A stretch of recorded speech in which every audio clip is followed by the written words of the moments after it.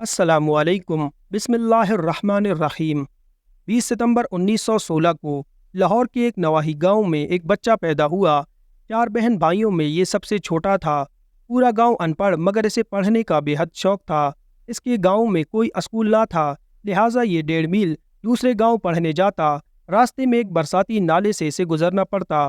6ٹھی جماعت پاس کرنے کے بعد وہ 8 میل دور دوسرے گاؤں میں تعلیم حاصل کرنے جاتا۔ اس نے مڈل کا امتحان امتیازی نمبروں سے پاس کیا اور وظیفہ حاصل کیا۔ مزید تعلیم حاصل کرنے لاہور آیا۔ یہاں اس نے سینٹرل ماڈل اسکول میں، جو کہ اس وقت کا نمبر 1 اسکول تھا، داخلہ لے لیا۔ اس کا گاؤں شہر سے 13 کلومیٹر دور تھا۔ غریب ہونے کی وجہ سے اسے اپنی تعلیم جاری رکھنا مشکل تھی، مگر اس نے مشکل حالات کے سامنے ہتھیار نہ ڈالے بلکہ ان حالات کا مقابلہ کرنے کی ٹھانی۔ اس نے تہیہ کیا کہ وہ گاؤں سے دودھ لے کر شہر میں بیچے گا اور اپنی تعلیم جاری رکھے گا۔ چنانچہ وہ صبح منہ اندھیرے اذان سے پہلے اٹھتا، مختلف گھروں سے دودھ اکٹھا کرتا، ڈرم کو ریڑھے پر لاد کر شہر پہنچتا۔ شہر میں وہ نواب مظفر قزلباش کی حویلی اور کچھ دکانداروں کو دودھ فروخت کرتا اور مسجد میں جا کر کپڑے بدلتا، پھر اسکول چلا جاتا۔ کالج کے زمانہ تک وہ اسی طرح دودھ بیچتا اور اپنی تعلیم حاصل کرتا رہا۔ اس نے غربت کے باوجود کبھی دودھ میں پانی نہیں ملایا۔ بچپن میں اس کے پاس اسکول کے جوتے نہ تھے۔ اسکول کے لیے بوٹ بہت ضروری تھے۔ جیسے تیسے کرتے اس نے کچھ پیسے جمع کر کے اپنے لیے جوتے خریدے۔ اب مسئلہ یہ تھا کہ اگر وہ گاؤں میں بھی جوتے پہنتا تو وہ جلدی گھس جاتے۔ چنانچہ وہ گاؤں سے والد کی دیسی جوتی پہن کر آتا اور شہر میں جہاں دودھ کا برتن رکھتا وہاں اپنے بوٹ کپڑے میں لپیٹ کر رکھ دیتا اور اپنے اسکول شوز پہن کے اسکول چلا جاتا۔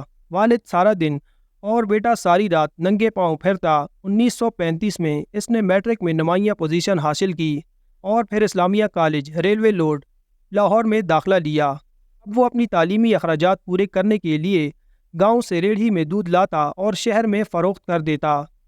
اس کام میں کبھی اس نے آر محسوس نہ کیا۔ فرسٹ ایئر میں اس کے پاس کوٹ نہ تھا اور کلاس میں کوٹ پہننا لازمی تھا، چنانچہ اسے کلاس سے نکال کر غیر حاضری لگا دی جاتی۔ اس معاملے کا علم اساتذہ کو ہوا تو انہوں نے اس ذہین طالب علم کی مدد کی۔ نوجوان کو پڑھنے کا بہت شوق تھا۔ 1939 میں اس نے BA آنر کیا۔ یہ اپنے علاقے میں واحد گریجویٹ تھا۔ یہ نوجوان اس دوران جان چکا تھا کہ دنیا میں کوئی بھی کام آسانی سے سر انجام نہیں دیا جا سکتا۔ کامیابیوں اور بہترین کامیابیوں کے لیے انتھک محنت اور تگ و دو لازمی عنصر ہیں۔ معاشی دباؤ کے تحت BA کے بعد اس نے باٹا پور کمپنی میں کلرک کی نوکری کر لی۔ کیونکہ اس کا مقصد لا یعنی قانون پڑھنا تھا، لہٰذا کچھ عرصے بعد کلرکی چھوڑ کر قانون کی تعلیم حاصل کرنے لگا اور 1946 میں LLB کا امتحان پاس کر لیا۔ 1950 سے باقاعدہ پریکٹس شروع کر دی۔ اس پر خدمت خلق اور آگے بڑھنے کا بھوت سوار تھا۔ اس نے لوگوں کی مدد سے اپنے علاقے میں کئی تعلیمی ادارے قائم کیے۔